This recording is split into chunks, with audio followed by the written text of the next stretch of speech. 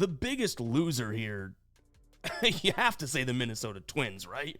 They lost Duran, Jax, Colomb, or whatever his name is, Harrison Bader, Willie Castro, Ty France. I'm missing some here too, right? Carlos Correa going back to Houston.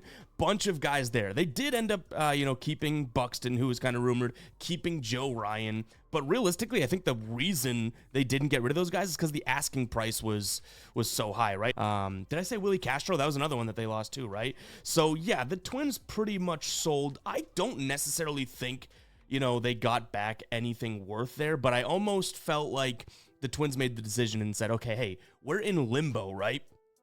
We need to at least either reset in a couple of years or get way better right now. And they're looking at their guys, and even some of those names, the guys like Louis Varland, another one. As we talk with them, I'm probably going to remember. There's so many damn Twins names that got traded. But, Correa and Harrison Bader, Willie Castro, like some of these guys, it's like, yeah, they're really good players, but are they going to take us to the promised land? If not, let's offload them and kind of take a step back. And the Twins clearly did that, right? I don't think that they got back the return that they ended up giving up, but they're probably saying, hey, you know what? Let's bite the bullet, hit the reset button. Maybe in a couple years with picks and prospects in this haul that you got in terms of no names for these guys, maybe they turn into something, right? There's a ton of great moves in this deadline. Had you checking Twitter and checking your phone all day long, which is awesome. That's kind of what you want out of a deadline. And what I love about basketball, what I love about baseball, I guess hockey to some degree, but realistically football is the only one that I would definitely throw out in this conversation, is the player-to-player trades. I freaking love that the NBA, the MLB,